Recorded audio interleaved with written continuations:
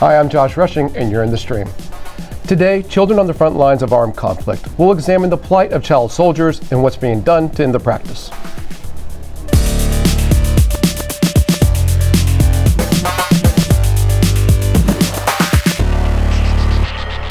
Our digital producer, Malika Blau, is here looking for your live feedback. Malika, what's the community saying? Well, you know, this issue garnered a lot of attention online not too long ago because February 12th was International Red Hand Day. So I pulled up on my screen here one of the thousands of tweets that people were sharing. This one has red handprints all over it. This is another one. This is a cartoon from Brazilian editorial cartoonist Carlos Latuf, and it says, "The first victim of a child soldier is childhood." So of course they're using that hashtag. We want you to use the hashtag AJStream to join the conversation. Do you know why they chose red hand for that? Well, it's actually a symbolic symbol of the campaign to end the use and deployment of child soldiers. And so they ask people to stick their hands in red paint and post those online in solidarity. Ah, okay. All right, great. Well, we're joined on set by author Ishmael Beah. He's also a former child soldier from Sierra Leone, and he's UNICEF's advocate for children affected by war. He's just come out with a new novel called Radiance of Tomorrow. We'll hear more of his story shortly. Ishmael, welcome to the show. Thank you. Thank you for having me. Great. 250,000. That's the estimated number of child soldiers in the world right now. Last month, the UN reported that 6,000 children may be involved in fighting in the Central African Republic. Other countries where children are reportedly being used in armed groups include Myanmar, South Sudan, and Syria. And while some progress has been made in prosecuting those who exploit children in conflict situations, critics say laws and declarations don't do enough to end the culture of impunity surrounding the use of child soldiers. So what more should be done to protect children from armed conflict? Here to discuss this is Richard Clark. He's the director of the organization Child Soldiers International. He's joining us via Skype from London. And in New York, we have Gare Douani. He's an actor, a model, and well, Gare, we were going to introduce you as a former child soldier from South Sudan, but you've asked us to introduce you as war child instead.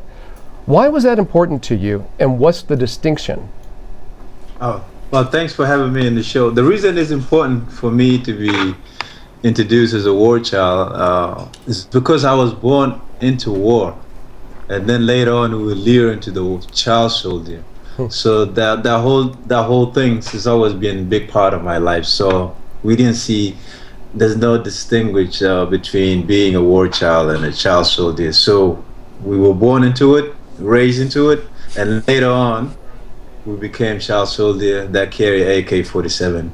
So child soldier would simply be a chapter in the book that's called War Child. That was like one facet of your childhood that shaped you. Yes. Okay, put it that way. Fair enough. Can you tell us how you became a child soldier? Well, in 1983, the civil war broke out in entire Sudan. So when that happened, I went to the village and tend to live in the village for a very long time, thinking that we escaped the civil war in town. And later on, when the North Sudan, they came to our villages with helicopters, and then they raided the whole village. We find ourselves we were not safe, so we live in the forest for a very long time, and we do that year in, year out, until we find a way to escape the entire country and went all the way to Ethiopia by foot, which is early 1987. So the way they used to recruit kids in South Sudan to join the military, they always ask the parents that we're going to take our children to school in Ethiopia and Kenya, and that's the opportunity that they needed it, or Cuba.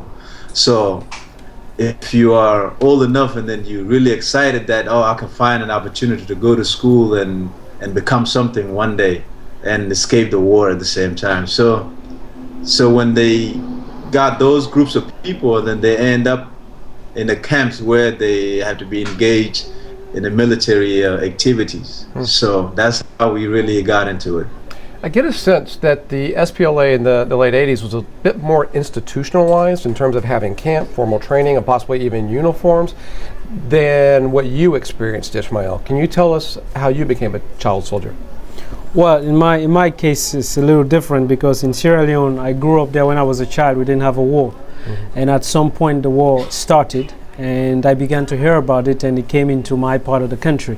when I was 12 years old. So between 12 and 13, everything that I knew as a child changed tremendously, even nature itself. You know, the birds no longer sang. If you walk on a path, it was littered with dead bodies.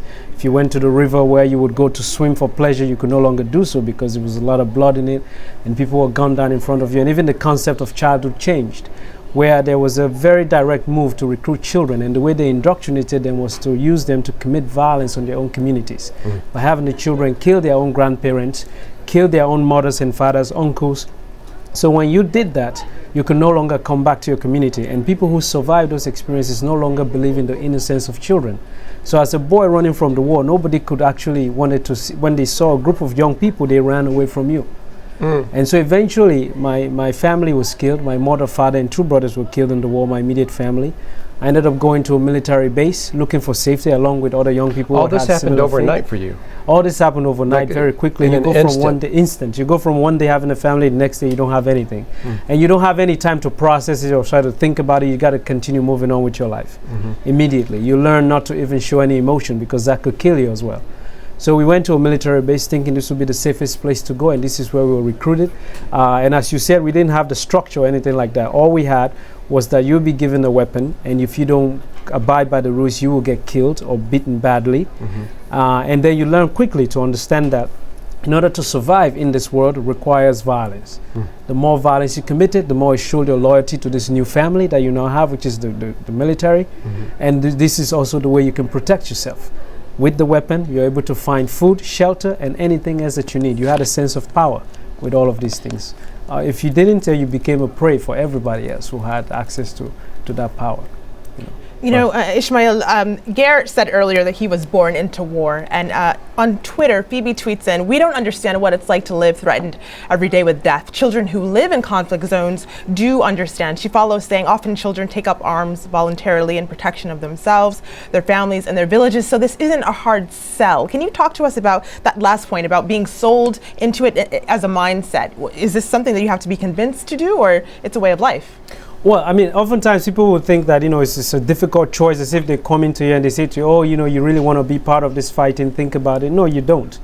It becomes a logical choice, and it's the best option you can take for yourself. If you're not part of it, you become, everybody can find you and kill you and do anything for you. They can even kill your family. If you're part of it, you can buy a minute to live, a second, a day, a month, and you have access to things. So it becomes that choice. You know? Garrett, was it the same for you in terms of this was a matter of survival for you, or was it more that this is hope for the way out, or could those be the same thing?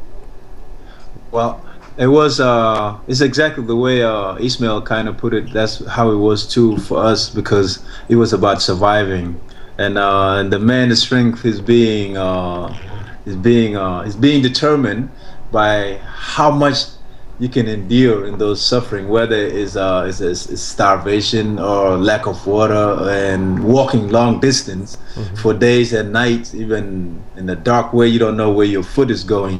So those kind of tests, the people that surround you, they would know this kid had a heart that he can go to these places, or he's ready.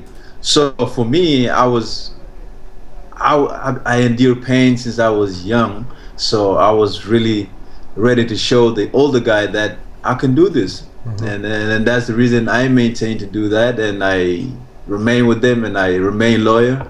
And the small duties that, such as cleaning AK-47 and or rolling a tobacco for the older guys, the small duties that I can do with a joy, and then they like that. And from there, I learned AK-47 very easy. And it's a skill that never leaves you, to be honest with you. Maybe Ishmael should know that. I interviewed Kalashnikov, and it was designed to be that way. I mean, the design was to make it very simple and very durable, he told me. Yeah, no, it's an AK-47, most weapons are not that difficult.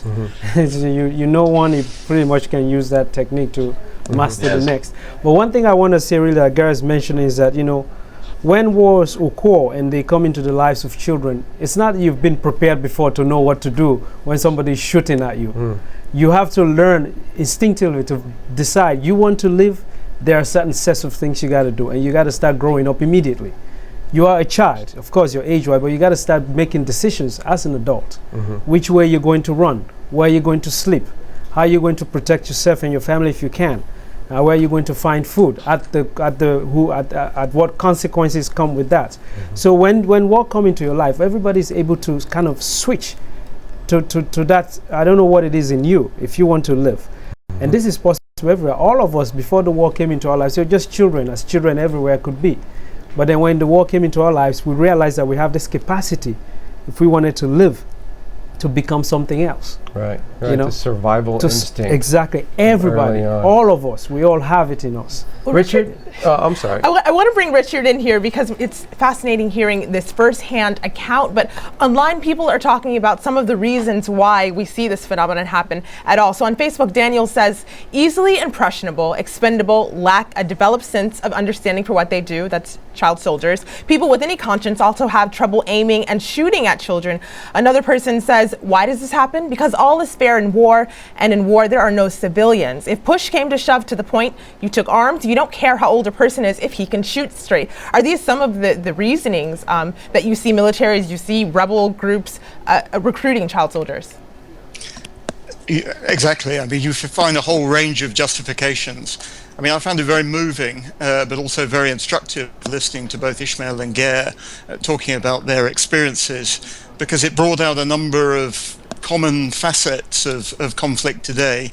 I mean, I'm growing old, and I've watched conflict change throughout my professional career, and listening to them brings home to me just how fluid, chaotic, fragmented conflict is today.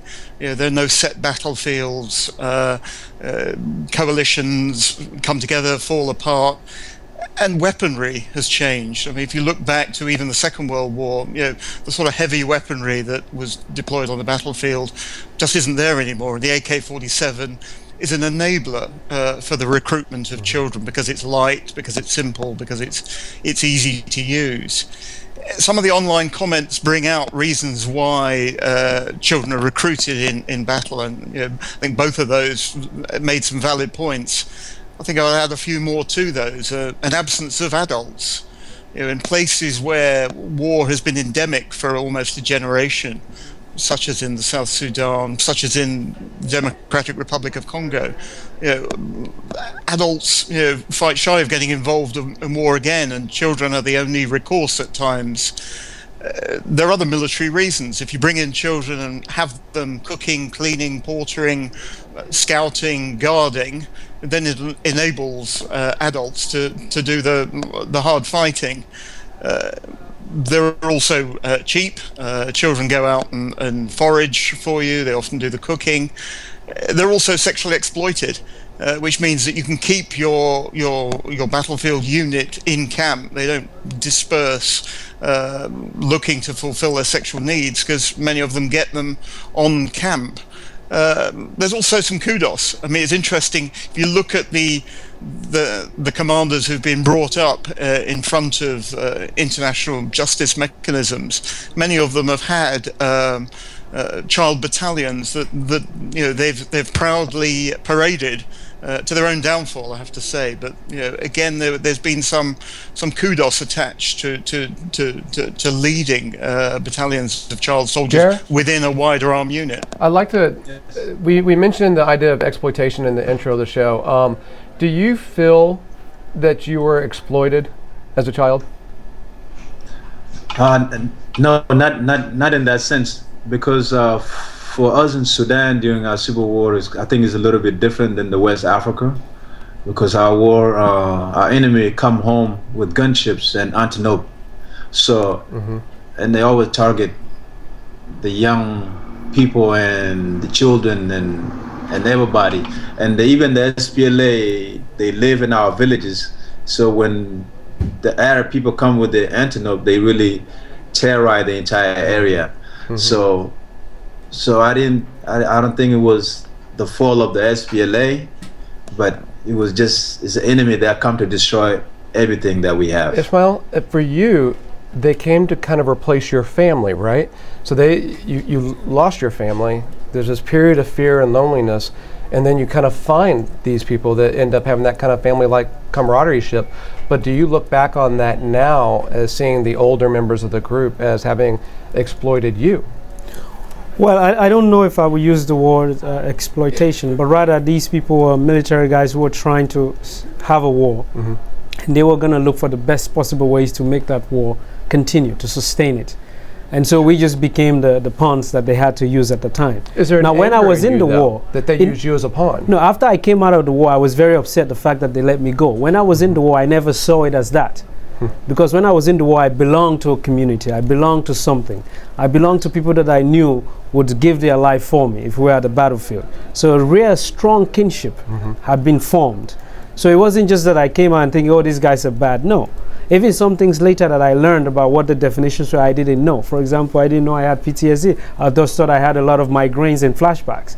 These are words that you learned later. So there was no labeling to it. And I also say something to you. There's a real, even though the way through which this kinship and this brotherhood is formed is through violence, there's something very, very amazing that gets formed when you experience true violence with people, when you see the best and the worst of each other. There's something that it does, there's a closeness that it does, it brings you to, that is very hard to explain to a lot of people who haven't been in that position. The kinship you're talking about, being a former Marine. But as a new father now, you have a new baby, do you look back at what happened to you as a child, and are you angry at someone in the system in the way that they used a child in that way? Yes, of course. But the point I'm trying to make is not to say that people should use children. Nobody should use children in war. But there are several things that could have been done to prevent that, and that can still be done to make sure that that doesn't happen. But once wars start, children are going to be used. Women are going to be raped. People are going to be killed indiscriminately. These are just the things that happen in war.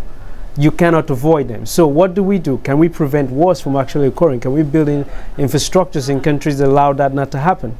So it wasn't just the commanders who failed me. It was the very political system in my country that failed me as a child. Greater civil society. A greater civil and society. You bring up women. I'd like to go to my computer and show something that someone tweeted. It is a graphic. It shows a little girl with an AK. Most likely an AK-47, and it says, "Why is this okay?" Richard, how common is it for young girls to be brought into being child soldiers?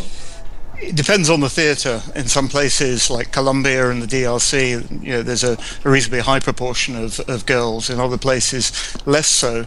I think the problem for girls, and it goes back to what Ishmael was talking about, kinship and a feeling of solidarity, is that girls often feel that most when they've been recruited and when they've been with a force for a while.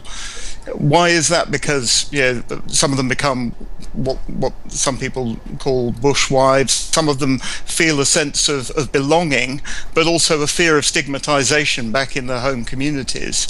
And so when it comes to integration programs, when it comes to getting people back into normal life, you'll find that most of the programs are predominantly populated by boys. There are very few former girl soldiers in there. And I think we need to find ways of bringing more back into those programs. Garrett, I think also is because the idea of the child soldier, the image that is being sort of brandized and fossilized in the mindset of the international community is the boy with the AK-47. So to the extent that when people go to these theaters to remove children from war, they're looking for the boy with the AK-47. They forget that there are also girls with AK-47 with the sexual exploitation and everything that Richard just mentioned. And also when you remove girls from the fighting, it's very sensitive to deal with them. You cannot just put them in one camp and try to rehabilitate them. There are other things that come with it. So in Sierra Leone is a particular example where they failed completely, the girls, after the war. Nobody did anything for them at all. Yeah, that's true. I think even with our case too, during our struggle in SPLA, we have a battalion of the ladies, and they were young women too, and they were well organized to fight, and they fight, but it hasn't been like a long-term success for the entire struggle, because later on they become women, and then they start to produce within a circle of a struggle. So the child soldier thing affected a lot of women too in my country. Well, Ishmael and Garen and Richard, we're talking a lot about the conditions now, but some of our community members are looking towards solutions. So Ishmael on Twitter, Camila tweets in a country like Colombia, which is, I know, as a UNICEF ambassador, you are looking at that country as well. She says, with the 50-year civil war, new institutions that take care of former child soldiers may be the answer. So what are some of those institutions, and what are some of the things that you're doing, as this ambassador to help prevent this? Well, one of the things I do in my capacity, besides the policy work, which is the one that it's not my favorite necessarily, is to go to the ground in some of these places. So I've been to Colombia a number of times, and I've been to Central African Republic that's now exploding completely, right, and Congo and various other places. And what I usually try to do is to try to talk to people to look at how they've been doing things and refocus and redo things differently. The way they prescribe opportunities for young people coming from war, it's not very realistic, and oftentimes there's no market research done to really see what can we do to actually create opportunities for people. For example, when I came out of the war, one of the things they were saying to people was that, do you want to become a plumber? Do you want to become a mechanic? These are all good career choices if you want them and if they actually yield to something. But if you live in a small village where there are 5-6 cars and they're training 1,000 boys to be mechanics, all of a sudden they're all out of the job before they can even finish that, And it's not going to do anything. They'd rather go and pick an AK-47. They can make more money with that. You understand? So how do you really give somebody an opportunity? So that's how we need to refocus. And we also need to believe that young people coming from war are very intelligent. To survive war requires remarkable intelligence. How do you tap into that intelligence and refocus it for them? How do you ask questions to them so you can prescribe what they want, not what you think they need? And I think that's where we are. People are not doing that. You mentioned the Central African Republic, and we have a video that we're going to tweet out a little later on. It's from UNICEF, and the headline is that children released from armed groups in the Central African Republic. And it's from last month, and they got 23 children out. Richard, can you talk a little bit about some of the successful solutions in dealing with this issue? I mean, it goes back to what you were saying about what one of your online correspondents was saying about conflict. I mean, one of the main causes of conflict is a past conflict, and particularly a past conflict when there are unresolved issues. And that's why I liked what Ishmael was saying about the need to have a much more concerted approach to integration of children post-conflict. They're a marvelous resource that have been often out of school for a long while, and I think the international community generally needs to invest much more than it does. I mean, there's a lot of money goes into the immediate response to a conflict and the immediate post-conflict settlement. Where there's less investment is in the long term, and I think there's an absence of real understanding of how the long term works. I mean, much of what Gare and Ishmael have been talking about is survival and recovery, but I don't think policymakers, people who are trying to sort of end this abuse, really know enough about the path that recovery takes, the successful path of recovery. I mean, while Ishmael talking about lots of mechanics, absolutely right. There's not enough understanding of what an economy will need post-conflict and how those children could be the building blocks of it. Well, there's fighting in South Sudan now. Garrett, have you paid attention there? Are there children involved with that? Is that something that's on your radar? Well, I've been paying close attention to what's going on the ground because all my family, they are there, and most of them, they are IDPs, and some they ran away to Kenya, Uganda, and Ethiopia, almost the same places that I grew up, those refugee camps. History Everybody repeating went itself, back to it. Yeah, it's very, I mean, it's awful what's happening there. Hey, look, let me stop you there because we're about to run out of time on this part of the TV show. But when we come back in the post-show online, so you have to go to your computers and watch this online, I want to talk about the recovery process that both of you guys went through when you came to the U.S. Thanks to all of our guests for being here. And next week, the beautiful and talented Femi Oke is back in the stream. But for now, stay with us. We're going to keep this conversation going in the online post-show. That's stream.aljazeera.com. I'll see you there.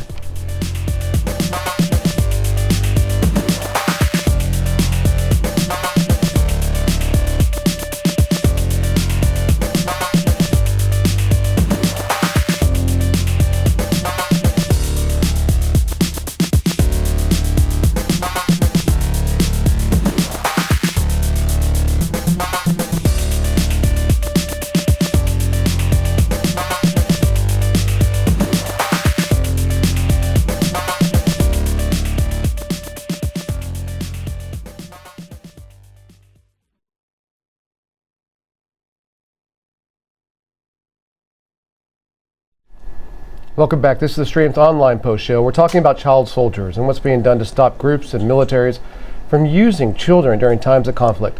Let's get back to the conversation. Ishmael, I think one might be led to believe that you go from being a child at war and it's about survival and it's quite difficult, and then eventually you find yourself in the U.S. and like all of a sudden things are good to go. And I know, because I've read your story, that wasn't necessarily the case, that it is quite difficult learning to adjust back to society. Can you talk a little bit about maybe some of the things that surprised you in your recovery process? Well, going back to what Richard mentioned, is that people are not interested in the long term. They almost want the quick fix. Come out, we look at you, shake you. You don't look so bad. You can go home now. Shake you. Sort of that kind of approach. But it's not easy. First of all, the physical wounds to trauma, to war, are the easiest ones to heal. The psychological ones, those are the ones that remain for a very long time, and they're not visible, so you cannot see them. Somebody could be walking around waiting to explode somewhere, you cannot even notice it.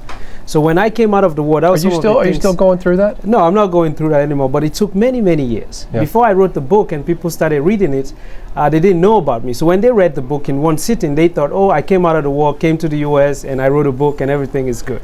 Right, right. First of all, I said to them, there's no one formula. There's no Ishmael Beah formula. What worked for me could completely devastate another person's life. But for me, the things that worked for me was, the first, I was removed from the war. Secondly, I was able to have a family setting, people who were able to show me they really loved me and provided that basis that I needed. Of course, I did not believe in that immediately. It took me years, and I tested all sorts of things to believe that it was this genuine. In addition to that was opportunities that came into my life, real opportunities that allowed me to apply myself, use my own intelligence, and discover myself and what I was capable of doing as a human being for myself and what I could choose to do with it. And that's what changed my life completely. But a lot of people don't get these opportunities at all. And also for me, my rehabilitation was not based on a time frame that was set. It was based on how I recovered. When I was going through rehabilitation at the time, there was enough money to spend on the program that I spent 8 months at the center just to learn how to withdraw from the drugs and to function again. Sometimes kids spend less than a month, 2 months, 3 months tops, and they send you home. Do you have to, is it a struggle for you to deal with the conflict of why you were given these opportunities and other people didn't get them, and that other people, I think, continued to struggle perhaps in ways that doors open for you? Well, I mean, for a while I thought about it, and sometimes, it comes up, I don't know, you have, of course, if you come out of this experience and you're able to live, first of all, there's a guilty thing that comes with like, that. why me? Just being able to live. It's not just being able to even have this opportunity, it's just being able to live. Because during the war, so many people got gunned down right next to me, and it could have been me. And so just that, and in addition, all of the things that come into your life, why you? But at the same time, looking at it realistically, is also the idea that you have to take advantage of the opportunities that are given to you. So I want to come back to this idea that people always have about the fact that we're going to save for my child. Nobody's saving anybody. If somebody's not ready to do something, if they haven't seen something real, they're not going to go for it. And I go everywhere. In Central African Republic, I was there, and I was in Congo, I was in Uganda, I've been to all the writing of the resolutions. People are missing this point. Young people coming from this war are very intelligent. They know what is going to work and what is not going to work. If they know it's not going to work, they will not go for it. Right. Right. Right. Well, Ishmael was sharing his story of leaving conflict and being a child soldier and then having to not be in that situation anymore. And so there's a question for you. Esma on Twitter says, how do child soldiers retire from being one? So tell us your perspective. Well, to be honest with you, I love listening to this guy, Ishmael. So, man, it's good to see you, man. Good to see you. Time you speak, yes. You bring a good knowledge about what happened in our time when we were there, and that's the reason you're my ambassador, by the way. Hey, wait! Do you guys share kind of a camaraderie because of what you've been through? Is there a connection that you two guys have found? Oh yeah. Is that what you're talking about, Garrett? Like he's talking about something that only someone who's been there can know. Huh? Yes. Because Ishmael and I, we were good friends. We even went all the way to South Sudan, and he was welcome in my country better than they welcome me. But Malika had asked you about the recovery process. The recovery process, yes. Sometimes when I think about it, it took a very long time. I have been in the United States for 19 years now. I came here in 1994, and then the people that I was living with, they knew that I have post-traumatic stress disorder, but it's something that I didn't know. But it took a very long time too for me. But the only reason that I look back sometime, and I know a lot of guys that are my age, they still there on the ground, they never really come to this part of the world, they are still restless in the mind. And for the reason that I'm a little bit different is because I came here, and then I had an opportunity. I was in an environment where I can go to class, where I can go and play basketball, and I play basketball in an organized team. So I took basketball as a therapy for me. And when I went to University of Bridgeport, I decided to really open up with my story and talk to people in all the classes and share it, because it was very difficult for me. It's still very difficult to just talk about one life that went through rough time, you know. But I'm healed, I'm well rested, and I know my country is not well rested, the whole entire country, even the leaders of the country. Can you expand on what you mean, though, when you say you were going through post-traumatic stress disorder and you didn't know it, but those around you did? How was that actually manifesting itself in your life? Well, because at the time I was playing AAU basketball, and then we get around the country, and then my teammate that I share the room with them, sometimes they can catch me, I'm dreaming and I'm screaming, and until I can really jump up, and I'm sweating, and then they didn't know what it was. They thought, oh, what's wrong with this guy? What's wrong with these Sudanese kids? And then at the same time, I would try to learn American way of living.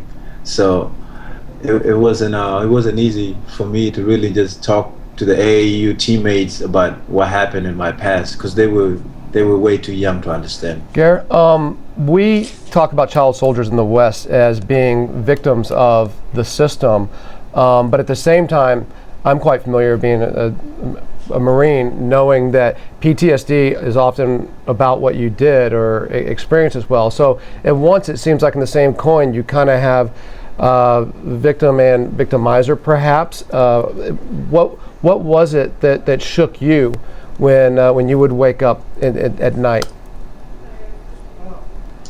Well, for the most part, it's just a lot of dreams. I can find myself, I'm in the front line, like how I used to be in the front line, with no AK-47 and somebody shooting at me, and then I'm not dying. That fear. Yeah, but my auntie, she was a professor at Indiana University, and she was majoring in education. So I tend to talk to her, and I would tell her about my dreams. At the time, you know, I left South Sudan for a very long time, and I was missing it, and I couldn't really speak to my mom and my dad, and I wasn't sure if they were alive until 2010 when I went home with Ishmael, and then I got to meet them. Wow. So I sat down with her and I tell her my dream, and then she's kind of good try to explain what's the problem is or what's going on, and then that's how I really become a normal child again in Indiana. For you, Ishmael, was it more about what was done to you or what you did in your recovery? Well, it's a combination of both. It's the things that I did, the things that I observed, and the things that were done to me. So they all kind of jumble up at some point. And for me, my rehabilitation really took place in Sierra Leone because I was at the center there. And so when I came here, of course, it continued. But I really came here pretty much together. Now, as you grow older with these memories, you learn to deal with them differently. But one point that I want to make, important one, is this. Often when people talk about trauma, at least for me, I would say it for me, people have this idea that you can cure somebody from it, which is that you can make them forget. You can wash them off so they don't dream anymore, they can't think about war. In my case, I don't think it's possible. You cannot forget, you learn to live with them. And what you do, you learn to refocus them. And as you experience newer things in your life, those memories compete with the war memories to the point that they outdo them. For example, if I hear a car screeching past me before the war, I know what my reaction would be. Now, if I do, it could be something else. Maybe I've seen a race car before that I wanted to drive or something, you know. Some other things would come up. When I first came to the US, my friends wanted to take me to go camping in the bush. And they say, oh, we're going to go for walking. First of all, I thought it was very strange. Why would you go to walk in the bush just for the pleasure of it? You know? I went running in the bush because I was fighting for my life, or I slept there. So for me, it wasn't a pleasurable thing because I'd come not to even look at nature as a place you can go to seek pleasure, but rather to fear and to become something else. you know. So I had to learn how to undo all of that. So as you grow older, you build new memories that compete with the war memories. That's the only way you can manage them, and you know not to react anymore. Right. But your observation skills, you can attest to that. The way you observe certain things you learn from war also are not bad. There are things that can actually save your life. I'm a writer. Paying attention to details, being aware of what's going on around me is a very good thing.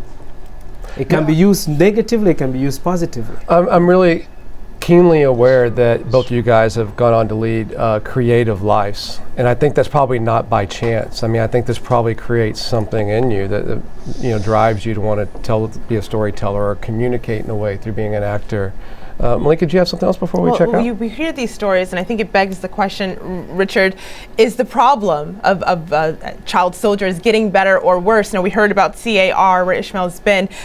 On Facebook, Firas mentioned Syria. He says in Syria, it isn't as much as people getting children to fight as much as it is children having to fight because of a situation they are in. So take us globally. What's the scope of this, better or worse? And Richard, can you add on to that? What can our audience do if they want to get involved somehow? Go for it. I think I'd like to pick up on what Ishmael said earlier about preventing conflict, and he was saying that the key to ending all of this, and that's what we want to do, is to prevent conflict. Throughout my life, I'm not sure that you can prevent conflict, given the nature of modern conflict, but I think you can prevent the use of children in conflict. I mean, talking of Syria, there was all the fuss in the media, all the speculation about the red line about chemical weapons in Syria, and how all the governments of the world came together, led by the Security Council, to ensure that chemical weapons weren't used in Syria. I think it's high time that we had a red line for the use of children in conflict. And it's about time governments, people got together, got behind new initiatives to try and end this once and for all. The UN's just about to launch a new campaign to end use of child soldiers by governments by 2016. And I think people need to get behind that. Well, tell our audience how to get behind it. What can they do, Richard? Exactly what they're doing at the moment, social media. I mean, governments listen to social media now. Governments need to realize that this campaign to end child soldiers isn't something for the NGOs to do, isn't something for people like Ishmael and Gare to do, isn't something for people like me to do necessarily. They have to ensure that their governments are accountable on their approaches to the ending of this, as much as people need to be accountable for what they did in the past. And until you get that pressure, governments continue to pay lip service to the laws that exist, continue to pay lip service to their commitments, and not get behind a campaign that can work. You can have a red line for children if there's a political will to find it. All right, well, there you go, streamers. It's now in your hands. That's all the time we have. I want to thank our guest, Ishmael. Thank you for being here today. Thank you. And Richard and Gareth, thank you so much for being a part of the show. Thank you, the audience, for watching. Malika, thank you for having me this week. Thanks for being back. I'll be back in a month or so. So get involved, get online. Go check this out at stream.aljazeera.com, and we will see you online.